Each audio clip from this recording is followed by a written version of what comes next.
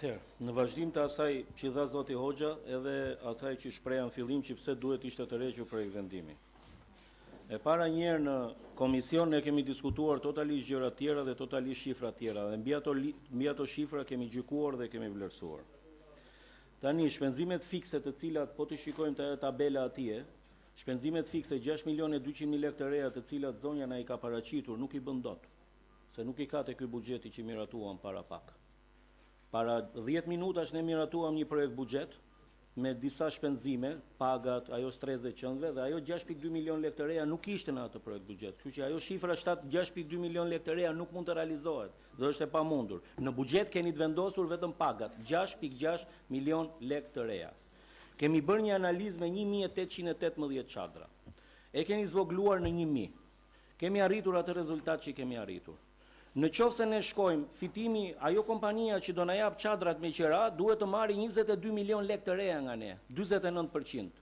Po pse duhet i japim asaj kompanisë 22 milion lekë të reja, kur 1.000 çadra me 2 shezllon nuk kushtojnë më shumë nga 70 dhe 900 euro çifti në nivelin mesatar. Mund t'i blejmë vetë dhe t'i kemi për vitin tjetër, kur ndërkohë juve na bini në projekt vendim 50.000 euro, blini vetëm kafaze qënsh.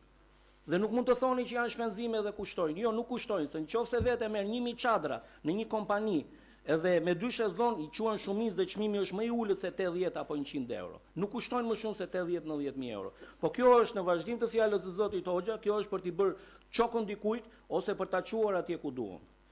Pjesa tjetër është si do ta tarifoni plazhin, ju s'keni kompani. Ju Vlora Investin e krijuat për këtë gjë. Si do ta tarifoni? Kush do ta pres faturën e kasës fiskale? Për 2 javë ju do bëni plazhin. Ku do tarifohet? Kush do ta pres faturën? Si do funksionojë? Kompania nuk është. Bashkia vetvetiu nuk mund të vëjë një kazë të pres si bashki. Duhet të ketë një kompani SHA apo SHPK që do ta gjenerojë këtë biznes. Ju se keni atë kompani. Sepse nuk e ka certifikuar as prefektja dhe nuk e regjistroni dot ÇKB. Pavarësisht presioneve që mund t'i bëni prefekten duke marrë ministrin Demo, duke marrë ministrin Gonxhët, e gjithë me radhë që t'i bëni presion prefektet, por të paktën në pjesën e projekt vendimit të Vlora Investit, prefektja ka mbajtur dinjitet. Ashtu si e ka shprehur, ashtu na ka kthyer dhe neve përfaqësuesve të opozitës, ashtu i ka kthyer dhe përgjigje jashtë strukturës që ja ka kthyer kryetares së bashkisë. Gjithashtu analiza po vazhdoi është e bërë gabim. Juve po bëni një tarifim të cilët kostua ju shkon bashk me kostot e tjera, na that në mbledhje të komisionit 40 lekë. Bashk me kostot e çadrave 358 lekë. Me zotin Gumbardhi në mbledhjen e komisioneve ju kemi thënë, doni ta bëni këtë tarifim, hajde ta vëmë çmimin nga 400 në 500 lekë, gjejmë një të mesme dhe e bëjmë tarifimin. Ka gjëra që bashkia i bën dhe për qytetarë. Edhe në qoftë se del 0-0. Se juve këtu na i nxirrni gjitha me fitim, kemi 2 vjet e gjysmë që unë shikoj kompani që më dalin me fitim këtu.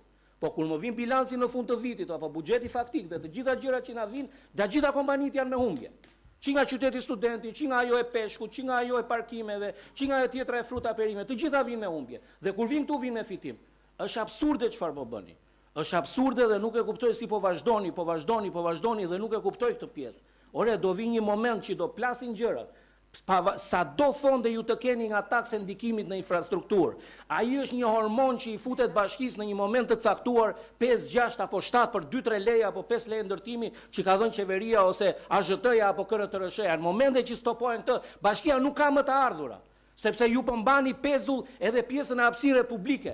Nuk po i çoni bizneseve faturën e hapësirës publike. Që kur ti çoni skrepin atje t'ja u prishni, ti theun se keni paguar, e keni pa leje dhe gjëra tjera për mos pasur problematika nesër në gjyq. Si po veproni është e gabuar. Nuk keni një kompani, mund ta kaloni, ta bëni si doni për pjesën e Lungomares. Patjetër do ta kaloni, se ju e kaloni gjithmonë pa mendje, pastaj kur dalin veprimet, pastaj se kështu është, kështu e ka. Punë e madhe, lekët e buxhetit po dalin me humbje. Por veprimet që po bëni janë veprime që do u çojnë drejt penale, sepse ju nuk merrni vesh ndryshe. Faleminderit.